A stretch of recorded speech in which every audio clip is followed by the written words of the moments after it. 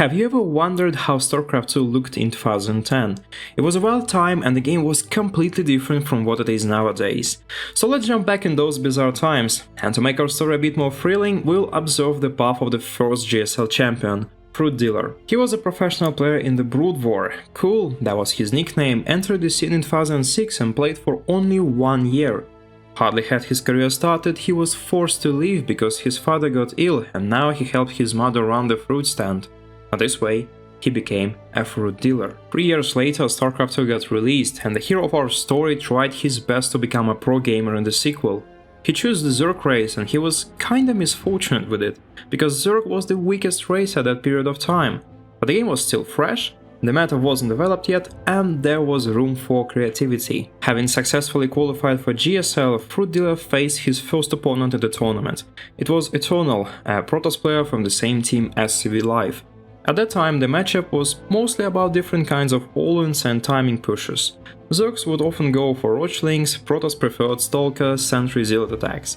However, Fruitdealer's execution and creativity made his games a lot more enjoyable to watch. This is going to be really interesting if he does do a Ling Roach all-in, man. Yeah. That means this game's going to be short, it could end quickly, and it could be an effective strategy for people who want to learn how to play this difficult matchup on a map like this. Yeah, but again, this is a strategy you cannot use every time people catch on to it. You know, you have to use this sparingly. This is the type of thing that you use in a match, in a tournament to win. This is like a best of one strategy. And if the Zerg holds on to this, there's not a whole lot that he's going to be able to do. He's getting chased down there. Nice force field. Completely tight wall, but actually not killing as many Zerg units as he would have wanted to. What do we have, 4-gate or 3-gate? 3-gate. There's two different things I'd love to see here from the Protoss player. I'd love to see either Immortals or Dark Templars. This guy's just on, not layer tech. He doesn't have enough mana to force field that any further. He's just going to keep backing up. And he's going to force him down here. And these forces are getting weaker and weaker here. Let's see, is he calling in more, he's just calling in more Stalkers and Zealots. Another kind of useless force field there. And he's taking some pretty heavy hits here. He's getting these roaches farther and farther down. Right now, our Fruitdealer, generally known as Cool, is doing a great job.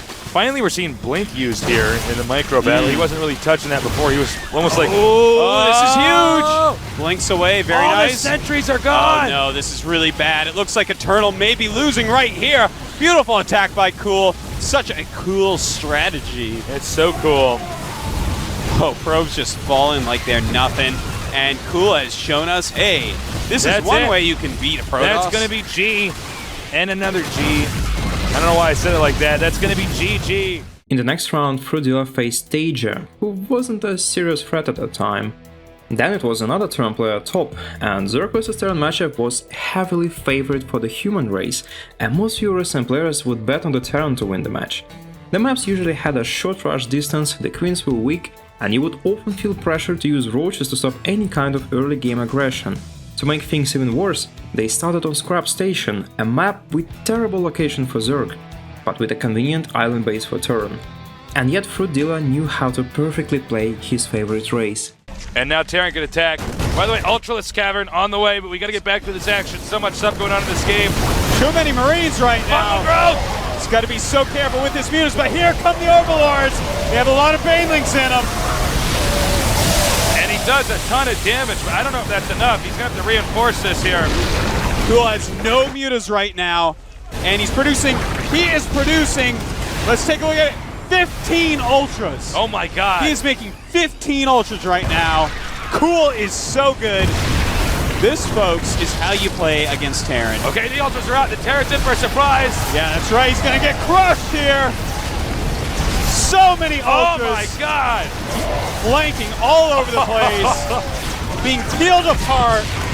Cool, our Zerg hero. The Zerg hero now moving in.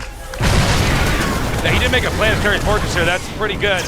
But Ultralists are also pretty good. And there's that bug. The Marines are too close to the building and get hit by Ultra Splash. Taken out, he goes into the main now. He's going to try to go for the heart of the Terran space instead of attacking where the planetary fortress is over here. There might be too many Ultralists. We see more and more on the way down here. That's right. Right now he has 12 ultras in play, as well as 4 queens. He's gotten inside the main. I think he's actually going to win this game as more units streamline towards the main, going for the production facilities instead of going for the other base. Wow, actually, Terran held up that one. Can he hold up this next rush? We got, what, a ton more links and ultras coming over here. Look at this, a lot of Marines being micro-back. Marines a decent counter to the ultras. With the Zerglings in there, it's going to be very hard to do anything. He does not have a lot of units right now. He's got to hold up this attack. Terran has to hold this off, or this game is going to be over. Cool with great upgrades right now, and I don't think there's anything Top can do. I think that Cool just did the impossible. Unbelievable. You can see Terran is remaking its production buildings down here. He's starting to realize, uh-oh. And there he is. He taps out. Another trait of Wings of Liberty era of StarCraft 2, people just love to sit on one base and do a lot of one-base cheeses and all-ins. See, the economy was different, you had more minerals and each location could support 24 workers, so you wouldn't run out of income too soon. In the second game, both guys went for an early aggression. Be able to hold this off. Now he heard the sound effect, he knows. He knows it's coming. He hears it, he's going to the back of his base, it's going to be at the micro now. There's a lot of units here, Cool may be in trouble. And he's keeping these Hellions alive very, very well. He is doing some damage, but it looks like the Zerg is handling himself better. Blue Flame is done, though. It's time for Revenge of the Hellions. Sees the Blue Flame, is like, oh no, this is oh no. Blue Flame kills Zerglings so fast. Can he flank him? No. Uh-oh. It's not the position he wants to be in. And the Zerglings look like they are going to be going down. Oh my god, all roasted. Roasted, toasted, and burnt to a crisp. Now he does try to surprise him, releasing a few more out of here. The Blue Flame Hellions are doing such a good job, though. This is where micro wins you games. I don't know if there's much of a contingency plan, to be honest, from our Zerg player. I mean, no, I would say not. I don't think you like transition into anything after this. You know, he started a Baneling Nest, canceled that off. Still making Zerglings, but I think what he has to do here is do something completely wild. If I were him from here, I would actually take an island and go Hydra. Because that is like so tricky. You never know, maybe it'll work. Oh, try and take out this Viking, not gonna happen though. And finally this unit dies. We might even see GG. I'm not sure if he's gonna play this out. For the third game, Fruitdealer introduced his favorite drop strategy that he would later use a lot in this tournament. This could do a ton of damage. Remember, there are a lot of Zerglings in here. Yeah. And I like this drop already. Looks like he's going to kill a lot of depots. Blue Flame Hellions do come in. All right, turn off the hit point bars. It's like we can see what's actually going on. He's going to pick up and leave again. Very nice. Awesome play right there. Keeping his opponent in his base. Meanwhile, he's got these expansions up and running. That's right. These Thors not the best choice. We already saw how badly Thors do against Ultras.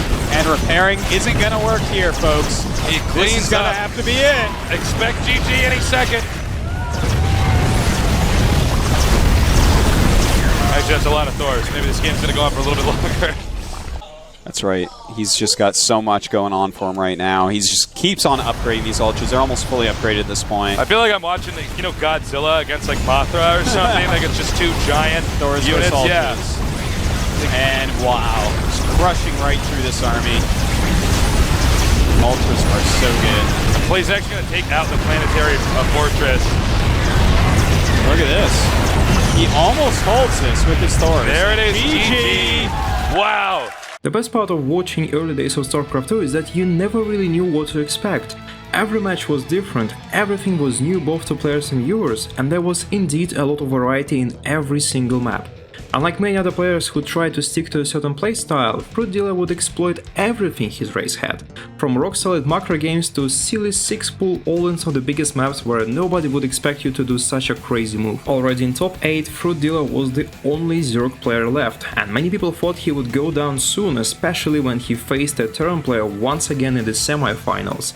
It didn't go as planned, but Fruitdealer still dominated his opponent with a 3-0 score. Uh-oh, he's going to go for a drop on top of him. It's the most beautiful, amazing thing. And look at this, they're going to retreat the army through the little choke, and now he's going to chase him down through This is He's so coming amazing. back over here. Here he goes. Cool is going for the kill right now. Fungal growth on the Marines, flanked with the Roaches and Lings. What is up? Oh my God. This is amazing play by Cool. Completely outclassing Live Forever. In the finals, there was, you got it, another Terran player. The hardest part for Zerg was to survive the early game, but if he was successful with it, the rest would go smoothly. So it was in the finals. Fruitdealer once again shocked the community with how well he played StarCraft 2. He was both fast and very creative. You've pissed off the Fruitdealer. Here he comes. He's going into the main. A lot of sea shakes up there, but the Overlords dropping Banes all over the place. Up come the Zerglings, and here are the Infestors. What are they going to do? Oh my God, Fruitdealer. Expect GG any second. This game is over. Terran doesn't have a snowball's chance in hell of coming back from this. Oh, infested Terrans all underneath the fungal dropships, and that is it. Fruitdealer became the first GSL champion ever. He also did it with the race that everybody thought to be the worst. This is how great he was. The key to his success is his massive risk-taking and volatile unpredictability, with playstyles as varied as bailing all-ins to massive overdroning to 15 hatchery that nobody played at that time, so he was just really interesting to watch. Most fans thought he would continue his great runs in the future, but the game was rapidly changing, the patches were coming out one after another, and some things worked well, some didn't. During the balanced chaos, Fruitdealer was expected to deliver, but with each season it was getting harder and harder for the Zerg King to keep his top-notch performance.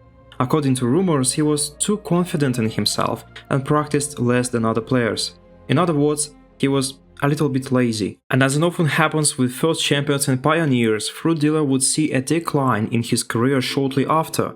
In Season 2 he lost in the round of 32 to Marine King, in Season 3 he managed to get to the top 8, but that would be his last big achievement in GSL. 2011 left much to be desired. For the first half of the year Fruitdealer was fighting for his life in Codes, but later he would drop down to become a Code A player, from the former champion to being overshadowed by dozens of other players. What once used to work wasn't just as good now. His last big breakthrough was during IM New York, where he made it to the finals only to lose to Don Regu in a reverse sweep. And to tell the truth, it wasn't such a massive achievement because this tournament didn't have a lot of great players. What was even worse for our hero, he started to lose his competitive spirit. Fruitdealer now saw StarCraft 2 as a chore, and he didn't enjoy practicing nearly as much as he did in the past. On top of that, he got a bad habit of drinking a lot of alcohol and also playing League of Legends on his streams.